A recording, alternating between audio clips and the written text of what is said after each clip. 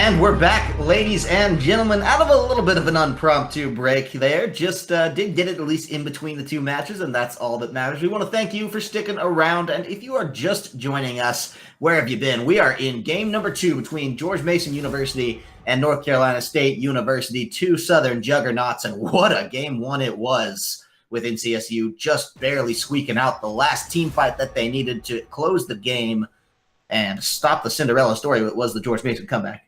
Yeah, it was a little too powerful for my computer, apparently. That one, yeah, that one was an interesting game. At the, actually, hold on, looks like I got the, I believe, yeah, George Mason's still blue, so we're going to actually switch that back over. Give me one moment. But yeah, that was such an interesting game because of just how how much of a nice edge those team fights were on.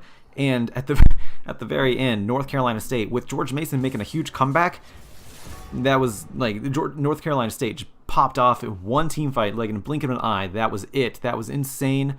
I don't know if we'll see that again this game. I would love to, but that was some very intense, intense gameplay, intense team fight coming out during after the mid game. So let's look at picks and bans. I need to focus. Let's look on picks and bans. Let's look at picks and bans, Corvus. So. Nothing too different. Yeah. It is the Zach band coming out. They do not want Donut Delight to be there, as well as the Zaya taken away. So Barcode will not be able to play that. Besides that, everything else is staying relatively consistent down to the Varys first pick. Now, that will mean Caitlyn, available for Barcode, will take that one out and away. And I wouldn't be surprised to see if Hani wanted to maybe change it up from the Rakan this game. He was certainly impactful last game around. I'm just assuming they're going to draft support like they did last time. They could go with any of the other 4 roles here, and actually do prioritize the Sejuani, so don't want Firefly to have that one. No, the Sejuani, actually, Firefly was very good on the Sejuani last time. I really liked, with the counter engages, taking advantage of Donut Delight being able to, taking advantage of Donut Delight just diving in without his team. Firefly, I should say, very good on the counter engage along with Alex, so taking that away, and not to mention the Zac being banned, that's actually going to be very good for Donut Delight, because now he can't dive as far. He can throw out his ultimate and dive with his team, but a lot different of a jungler coming out on the side of George Mason with that Kayn, and they are stacking up the damage. This is going to be very interesting, because Kayn can get going. He is a snowballer, and he is looking to get into those backlines, take out Talia, take out Barcode's Caitlyn, I almost called him Johnny, Barcode's Caitlyn. So that is exactly what Firefly needs to do here. He's definitely not going to be counter-engaging like he did with the Sejuani, or at least not in the same sense. Maybe doing it a little bit differently this time around if Donut Delight does engage onto George Mason's team. Firefly, he's not going to be peeling anybody. He's going to be diving into the enemy's backlines and try to take them out. But Caitlyn, very safe. Talia might be the target on Shadow Visions. Well, another targeted ban against Whoppers. He's not going to get to, I say another targeted ban against NCSU, this time against Whoppers. That is 3 members of their original composition that they will not be allowed to play again. So they do take that out and away. Vladimir ban, consistent from last time around for the side of North Carolina State. They don't want to see anyone on George Mason playing that. Yorick as well. So just leveraging a little bit of trouble to Ione there. They don't want to get him in a position where he can really carry this game out in a way. He had a very impactful game on Gnar, really towards the end of that, when he was I namely recall the teleport play that really turned into a great little standoff for the side of George Mason on Ione there, and really allowed Route to get a couple of those very impactful kills. Brand, the final ban. Oh, no. Are you going to do it? No. I don't even know if Swain's available to play in the first week. Actually, I forgot about that rule. But Urgot would make a little bit more sense, in my opinion. I'm going to see if he locks it in, though. Yeah, just holding the hovers, just trying to see what we're going to get out of this one. Yeah, it looks and we'll run it down to the wire. And it's a Maokai. Okay, yeah, that makes way more sense for the team. A lot more sense, yeah. Yeah, way more sense. Maokai can be just a huge juggernaut in that top side. I believe some more so than Urgot. Urgot is in kind of a weird position right now, but Maokai, pretty good position. He can obviously do that split push just like Ornn. He can also engage just like Ornn. So this is going to be familiar territory for Whoppers. I do like the Maokai pickup. It's a great great backup, great fallback onto to the Ornn, but we saw the Urgot hovered, and now he's actually picked over on the side of George Mason. Well, that makes a little bit more sense considering how much damage they have on that side, but he is the only tank. That is a scary team comp for George Mason if they can get going, but a detrimental one if they get stomped, which they did early game last game. It is going to put so much pressure now onto the back of Firefly to just be moving in and out and policing his lanes as the jungler and holding everybody in a good position, because do it. I think he will. Hottie with his patented Bard Caitlyn, the bot lane for North Carolina State, and I've seen this somewhere once or twice before. Yeah, as you can tell, I have too. Very excited for that Bard. Hani.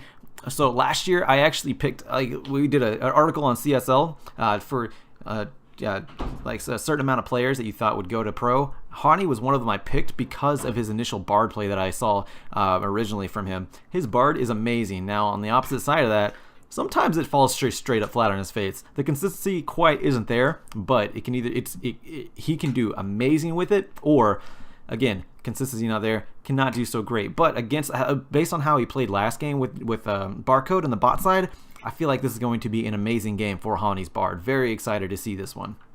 I think so too, and I think the time to pick a comfort champion really is the second game of a series, when you know that, okay, we've got the first one out of the way. Now we can play something we're really comfortable on. Now we can go back to some of the roots, and he's got a little bit more knowledge in his mind of how this lane's going to play out. He's already gone up against Enrique's Varus.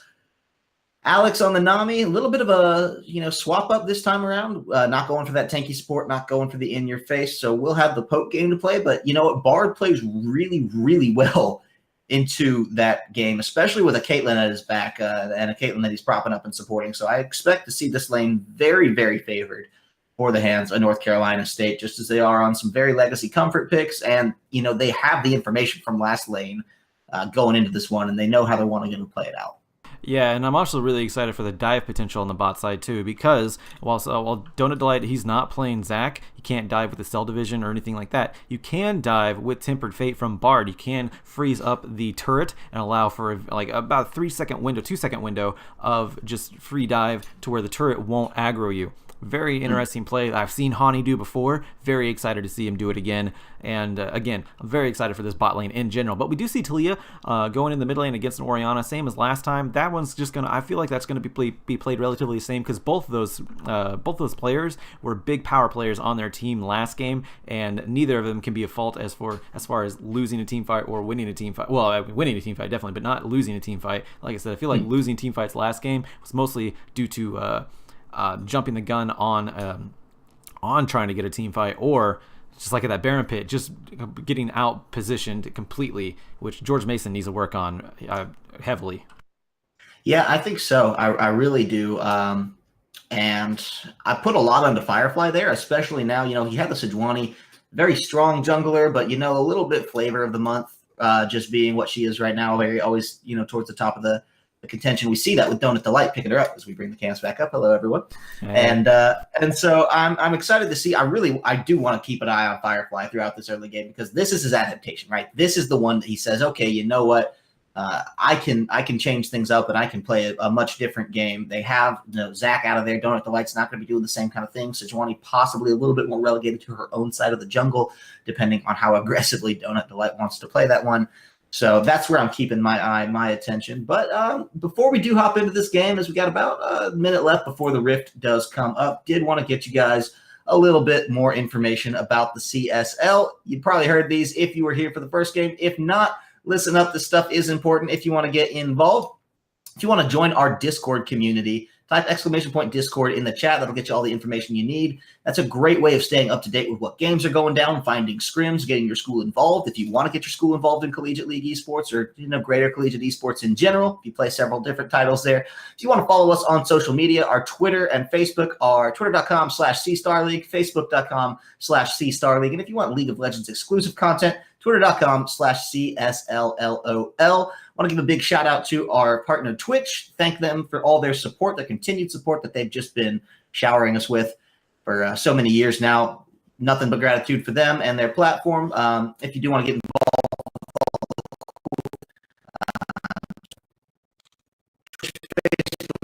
twitch.tv, you're there now. So got all that worked out good to go. And lastly, if you can't watch our games live, if you are back and forth or, you missed the first game, want to catch how that happened, all of our games are uploaded to YouTube just several days after they are played. That is youtube.com/user/C-Star League. So keep up with all that going on there. And we're going to get into the game now.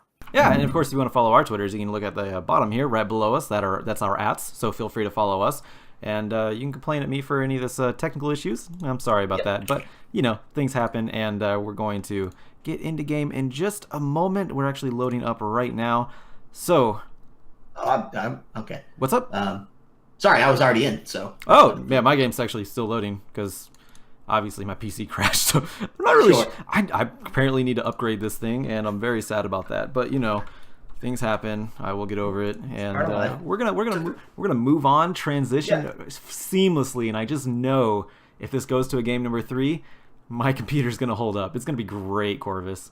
Yeah, I'm excited for it. So throw back to the caster thing. If you do want to find us on Twitter and yell at us about how bad of a job we are doing, that's !casters in the Twitch chat. So that'll get you all the information you need there as well. We always love your feedback, good or bad. Just seeing all your pretty faces and all the people in the Collegiate League is good enough for us. So yeah, very much so. I always enjoy it. Even if the feedback is sometimes not good for me, it is lovely to hear, because I do take criticism. Well, do enjoy it. Thank you very much. But we are in game. I'm finally actually loaded in a minute in, because again, that's just how life is working right now, Corvus. That's just League of Legends in 2018. Sorry, 27. Yeah, because of Barcode, Johnny in 2017 being his old name. That's just stuck in my brain. It's the excuse I'm going to hold up for that one. Ooh, sounds loud on that one.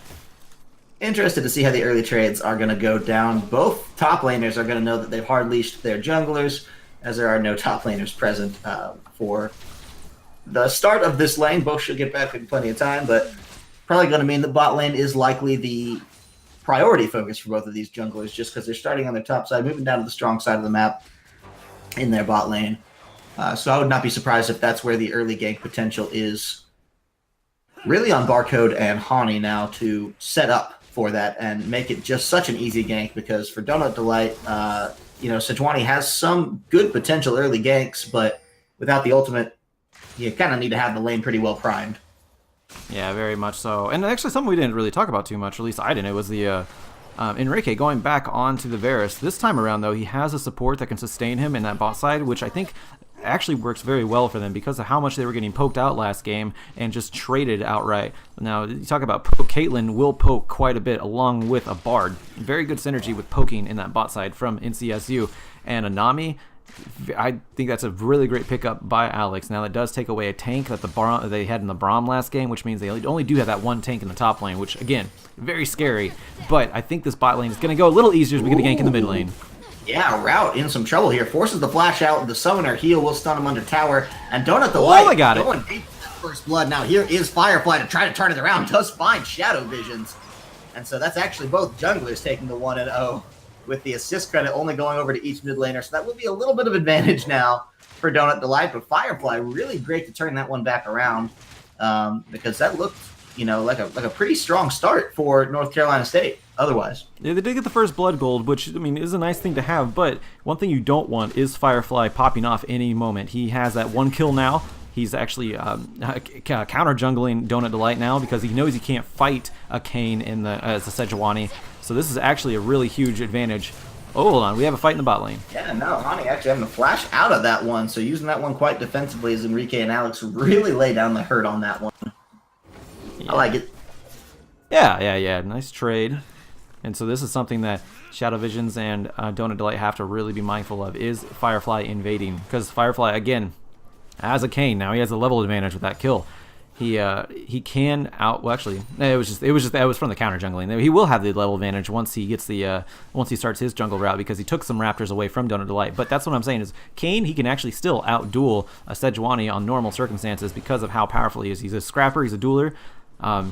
Sejuani, she can't actually do that. Sejuani is one of those that people are complaining about because it's tanky champion that still has a lot of damage, but the amount of damage output is far greater on the side of a Kayn. And I think we're going to see that from Firefly. He's already gone aggressive, very nice counter jungling and counter engage. Nice damage on the bot side as well, Enrique. But this is, again, that's something you expect because they did it last game. Johnny and Hani, Barcode and Hani, did it so much to Enrique. Now you have Alex on Nami. A lot easier to sustain that sort of conflict.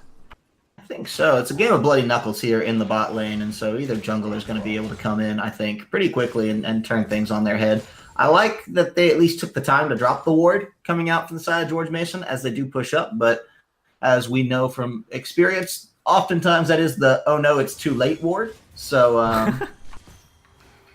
one does pan out, but either way, it's just, settling into a nice laning rhythm. And really the only huge storyline to report on is Ion's getting himself a little bit of a CS edge cut out here in the top lane. We saw that happen last time, but it was overshadowed kind of by what we had going on in the bot lane, favoring Barcode and Hani over Enrique and Alex. This time around, it's not the same story.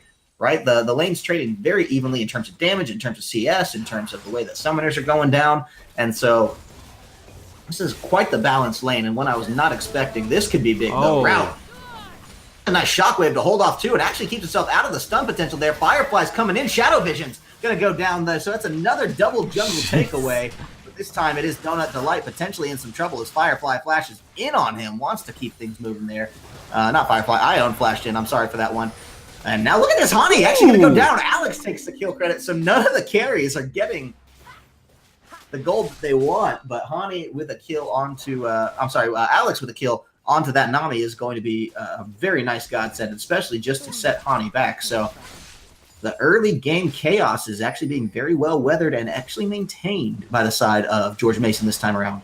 Yeah, a lot of action going on in both sides, or at least in the, I guess I should say both sides, because top lane wasn't going to happen. But hold on, another fight happening. Oh, my God. Oh, man, look at that. Firefly this time, the one caught with his pants down. So he's going to hop in onto that one, but it's not going to get him out of there.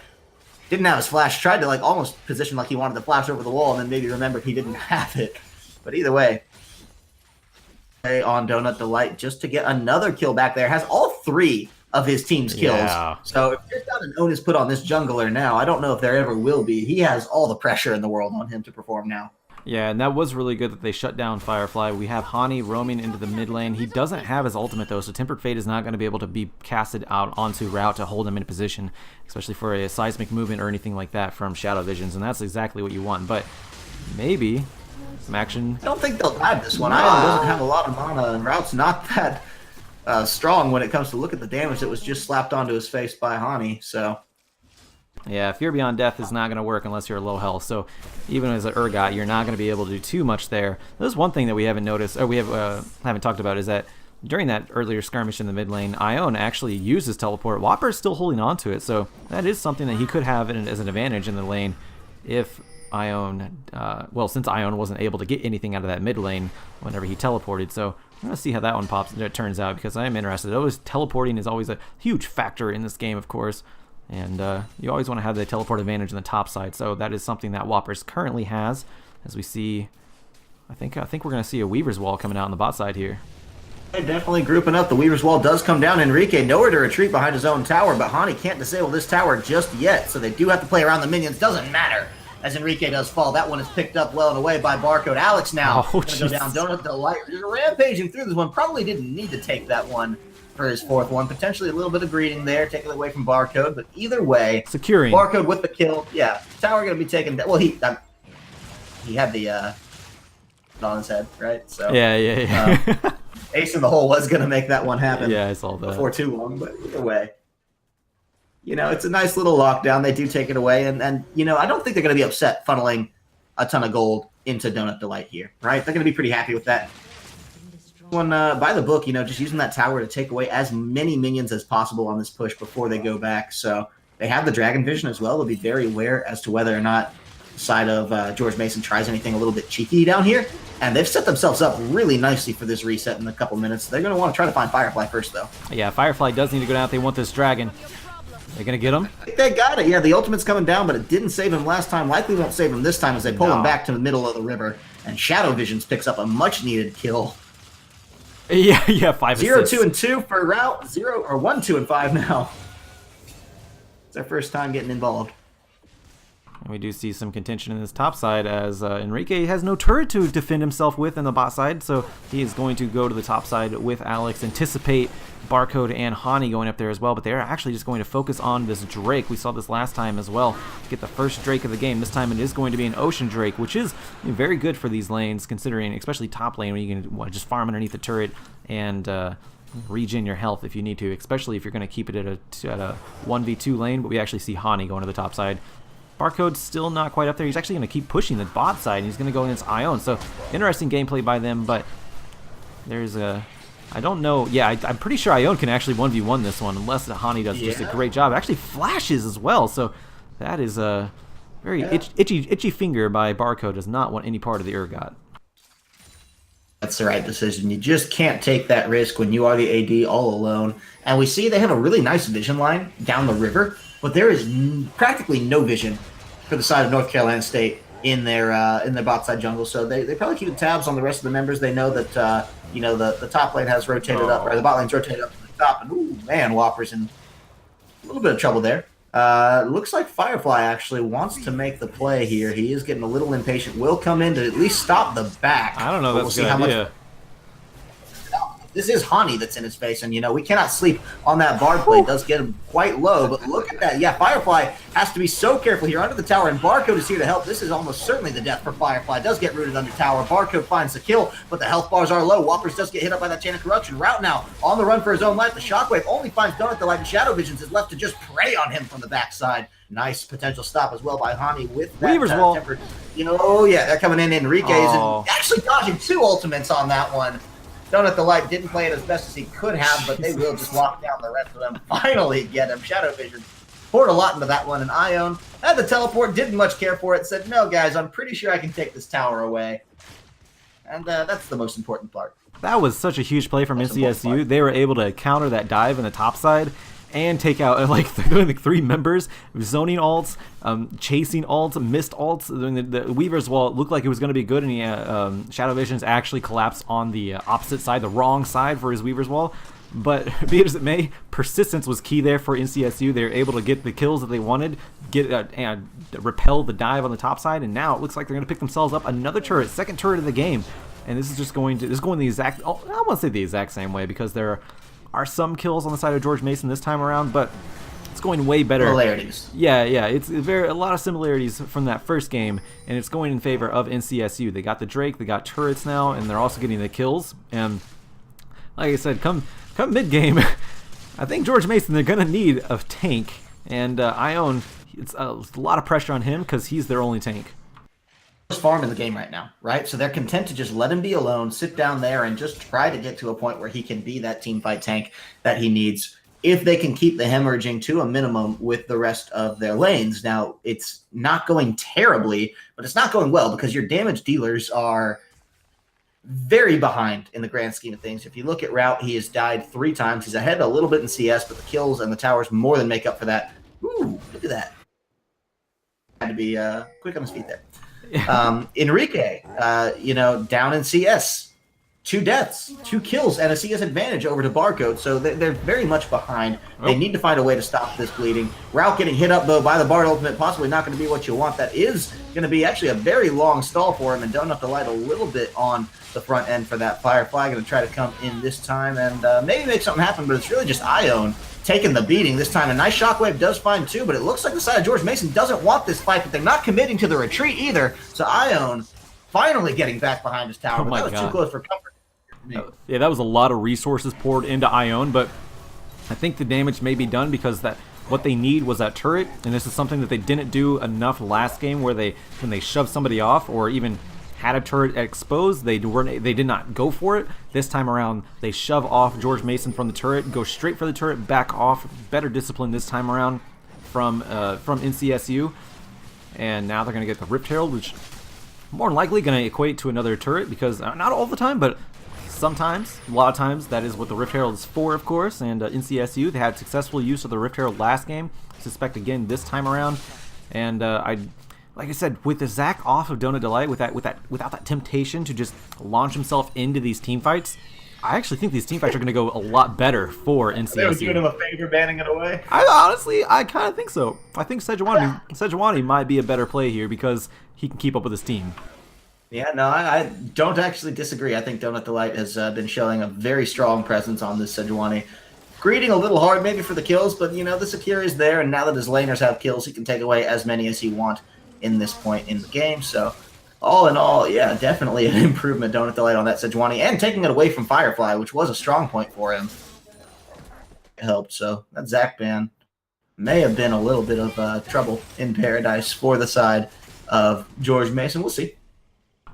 Yeah, we're going to see what Donut Delight decides to do with this Rift Herald, as we were talking about Donut Delight here. But the dragon is going to be up in 30 seconds. That'll be the second dragon of the game. This first one did go over to NCSU, so I'm very anxious. I would suspect that they want to go back into this mid lane because that's what they did last game, was shoved into this mid lane by 20 minutes. They had the inhibitor down already, and now they're actually in the exact same position as last game, where they have that opportunity with the Rift Herald. They can shove back into this mid lane, try to take out this mid lane inhibitor, blow the map open, and that caused so much pressure for George Mason that NCSU capitalized on, able to shove in the other turrets with the super minions marching into the mid lane. Well, NCSU congregating around that bot lane. Yeah, they are. We're going to catch the Rift Herald last time, too, actually. Route, not going to be in good shape here. Actually, he's going to have to try to stay alive in that one, but not going to get any chance to. Shadow Vision's taking that one up.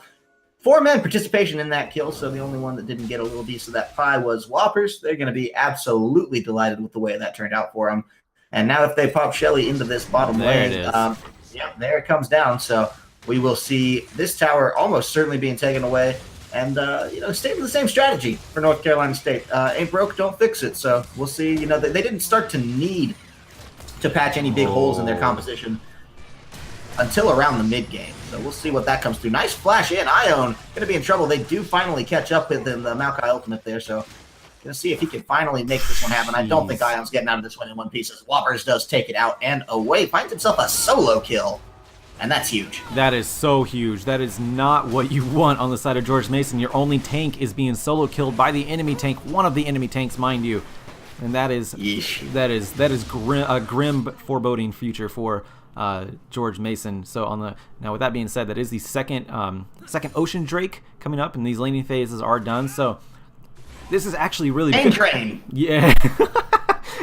Yes, this is actually really good for NCSU, because now without the mass dive potential that I've been talking about, they can actually just pressure these turrets, and now they can poke, and any poke that they take back, that might be able to regen whenever they wait for their wave, because of these two Ocean Drakes. Really enjoying this here. I think NCSU, they have a little bit better of an advantage this game as the last game, only because of the situation on the Rift. And I think they may be looking to finish this one a little bit earlier in the last game and not give George Mason the time to recuperate like they did. George Mason, if you give them that chance again, they're certainly going to do everything they can to take it. I love high-level League of Legends. You can just tell there's such a difference in this game. Look at how many wards are out on the map, and look at the Vision fights that we're seeing come down. This is both teams, and they make a single mistake in giving themselves every tool possible to get this down. Vision wins games. Fair. Shadow Visions did win a game. So, yes, he did. But Vision in general, the abstract concept of Vision, does definitely win you games. Wards save lives, and they all know this. So it's really, really thorough, clean play of both teams, just to make sure that they have all the right tools at their disposal to make this happen. Yeah, and not to mention, you see all the wards on the map. There are so many red ones, of course, but look at all the control wards in the inventory of NCSU. They are ready to take out wards and clear them as well, because there's only one sweeper. No, there's two sweepers. Sorry, two sweepers on the side of NCSU as well. So they have so much in their arsenal to take out a turret. And now we're going to see the siege, because look at what Barcode's doing. Just placing those traps so nobody can get around. Placing them right at the start of the turret, so they can't press forward and clear waves as fast. but they do have to still wait. I mean, the waves are still going to be cleared, just a lot slower, and it really counters an engage from George Mason. If George Mason wanted to get an engage underneath the turret, they would have to go through those traps, take headshot after headshot, and that's not how you want to start off any sort of team fight with your health already detrimental there. Look at that. That's what I'm talking about. Mass amount of damage already on Enrique. Yeah, woo indeed. Not land when it needed to, and that is devastating because Enrique took a huge hit onto the chin. Firefly now actually caught up by the Bard ultimate, so they might try to find him, but with the flash out, he's going to be okay. I can't say the same for this mid lane tower, as it seems to be that they are really, really starting to pressure this one in. They have the wave backing them up. They've just essentially proxied the next wave, so we'll see if Route can keep this one out. But in the meantime, they're happy to just keep playing this ping-pong game between top and mid to take the top tower. Mid should be next on. It's only a matter of time when Barcode gets there and primes the next wave if they want to go for that. Though Baron up 5 seconds as we do crest the 20-minute mark. Yeah, we do have the ultimate up from Donut Delight, so if they decided to take this turret or decided to dive, the potential is there. You have to wonder how much anti-dive George Mason actually has. Again, they don't have the Braum. Here's the Weaver's Wall. Nice to divide everyone back, and that is going to be a turret going down. These Weaver Walls are huge from Shadow Visions. Been making the game-altering plays every time with these, and so it's been a great play to see. I think, he pretty much saved the last game. Yeah. When George Mason was ramping up and they were going for that second engage in the mid lane, and he was able to just keep Alex and Firefly locked on one side while Ion, Route, and Enrique were all on the other side. Just really did help to delay the George Mason comeback until they could use then that other Weaver's Wall to really end the game and get in on Route. I've not seen any that feel wasted, I will say. I think the worst one we've seen was when he tried it in the Baron pit, and it was just a really good block by Alex on Braum. He used the Braum shield to just stop off the wall, but that's not really in too much in Shadow Vision's control. So yeah, but that is one of the advantages of taking the Braum, is that you can counter that sort of thing. I believe it was banned this time around. Correct me if I'm wrong, but I think it was banned. Either way, it's not picked, so you're not going to have that option. So the Weaver Walls are just, they have all the freedom in the world to go wherever they want. Shadow Visions can cast them. I mean, obviously within range of Talia, Shadow Visions Talia, but still, we have a Tempered Fate and an Engage. Tempered Fate missed, though. Oh, yeah, they want to find Route. He is, without a paddle. He finds a nice shockwave, though, makes a paddle for himself, and gives the paddling over to the other side, but does take one down as Donut's Delight does find himself the 5th kill of the game. 9 out of 12 participations. Firefly trying to get in onto Shadow Vision's going to be bubbled up. Shadow Visions is shut down. Firefly did find it at the cost of his own life, and Alex is too, as Barcode finds that one. Not going to let him get away for free. So they are going to keep pushing this one out, and this likely means the mid lane tower. If they turn that into the mid lane inhibitor, Becca, as we know how that story ends. Yeah, we do. It's a little bit later than last time, but we definitely have seen this before, not too far off. They're still fighting. Yeah, Ion, the tankiest member, taken down quite low. So much CC says, you're not going anywhere, Crab Boy. Hani takes the credit for that one, and the inhibitor will fall to boot. So Route back up. They have a pretty big wave here. They actually, no, they're not going to, okay, they're not going to shove. Yeah, that timer's still a little too low. But that was see, that's the kind of engage you want, because Donut Light saw that Enrique and Ion weren't in that fight. That was actually a 4v3. Whoppers was off keeping them occupied. Donut Delight popped the trigger. Pulled the trigger, I should say. I don't know if you really pop triggers, but pulled the trigger and able to pick off various members of George Mason. Firefly did get himself a kill on Shadow Visions, but not before Shadow Visions got a huge amount of damage, not to mention that mid lane turret as well from the Weaver Wall. So very nice capitalization by NCSU, and able to pick up that mid lane inhibitor turret. Now, Constellation Prize, if you can even call this Constellation Prize at this point, George Mason, they do pick up the Infernal Drake. That is going to help them, which they do need every little bit that they can. But look at the engage. Ooh, look at that. They have found Shadow Visions with the Chain of Corruption and the Nami Bubble, but neither are enough to follow up on. Big ultimate used by Enrique. I don't love that they had to use that one just to lock it down. He did aim it well, he did hit it well. It's just the timing and the follow-up was not there, and that can be such a defensive disengage force for Avaris, who is otherwise immobile and doesn't have the strongest of front lines this game. So how they do plan it out, because it is now the Baron threatened Donut Delight leading the charge for his team, the tankiest member on board with that Warmogs now. And that Baron is falling fast, already over half health, almost gone down. It's down to 3K, and the Weaver's wall just to seal the deal. Hani not getting the best for it, but the rest of his team A-OK. And there was no contest even coming out. Look at Firefly now. He's in some trouble. Half health. They are going to find the Tempered Fate. On par with this Bard right now. Had a little bit of a slow start, but is definitely making the plays for his team. Yeah. This is going way smoother for NCSU. By this point, George Mason, they had been turtling successfully, but again, here's another engage. My God. Downtown, wow. And they find it. Route will have no chance to make the big play. Enrique gone as well. Whoppers finds that one down and whops him into the grave. I wonder if they can finish it here. Coming up. Yeah, this actually has the potential to end the game. There's still 30 seconds on both Route and Enrique, and another inhibitor goes down the mid lane wave, pouring in already with the super minions, the Baron minions in the top lane, and there's no damage. It's only Alex and Ion, the Nami, the Urgot. They can't do it. This is the game taken away for North Carolina State, and in 25 short minutes, contrast that to 42, they take it out, they win the game, and they seal the deal with the series. All right, hopefully my I don't think that game was as close enough to break my computer, so I think I'm going to be good here. Of course, mark my words. Yeah, mark my words here. But yeah, very, very quick game from NCSU. Camera's on now. You're going to see our glorious faces. Very quick game from NCSU. They were able to just completely capitalize on every catch that they had. It didn't seem like there was actually a 5v5 in that entire game. No. There were constant catches from NCSU, and like I said, I think he did well on the Zac. Besides those long dives, but once he took the Zac off of Donut Delight and gave him somebody who wasn't able to make that option of diving all the way to the back lines, I think that turned out very well for NCSU. I mean, obviously it did. They finished the game in 25 minutes, so having that Sejuani, all the change in the world for that team, and congratulations, they move on to 4-0, and they're just that much closer to playoffs. They're almost there. I think so, and really they're making a strong case for themselves as to why they're one of the best teams in the South, if not potentially the best team in the South, because they've just taken out another very strong contender. So excellent play coming out for the side of NCSU. They floundered a bit in the first game. They really found their stride in the second game. And man alive, they just turned it on. So really, congrats to them.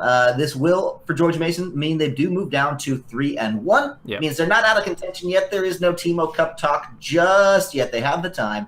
So we'll see what they do with it, how they adapt and come back stronger. Because now, if I'm a 3-1 team in the bracket, I really don't want to play George Mason. No, I really don't. I don't either, because George Mason showed a lot of promise in that game number 1. Game number 2, honestly, I feel like their team comp was just terrible compared to NCSU. There was so big of a difference on gameplay style and intention. And the game number 1, George Mason did not win that first 20 minutes. They actually got stomped. That game should have ended at 25 minutes in game number 1 as well. But again, we've covered over those problems. But the fact is that when you pick an early game team comp like that, you have to excel. And when you already had a track record of not excelling in the first 10 to 20 minutes, then that's going to be a red flag. That's got to be something that you have to work on. And NCSU took advantage of that and just absolutely steamrolled them. So once again, congratulations to them. Certainly so. Well, ladies and gentlemen, if you didn't get your collegiate league fix for the day, if this just wasn't enough for you and 2 games is too short, we do have more League of Legends coming on a little later tonight. It will be UC Irvine versus Colorado, and that's going to take place at 3 p.m. Pacific Standard Time, 6 p.m. Eastern Standard Time. So we are a little bit more than an hour away from that coming down for you, hour and 15. So, get yourself a snack. Do a little, Saturday snoozing, and then come back around for a little bit more Collegiate League of Legends action. My name is Kyle Corvus Crow. I've been joined at the desk today by Joshua Fekes Quest. Type !casters into the chat if you want to follow us on Twitter. Give us a little feedback about how this day went for you. Now, a little bit more information on the CSL before we do close out. I know you've heard it before if you've been sticking around the whole time, but !Discord will get you our Discord information. That's a great way to stay on top of what other schools are doing, what we're doing, schedule scrims, get your school more involved.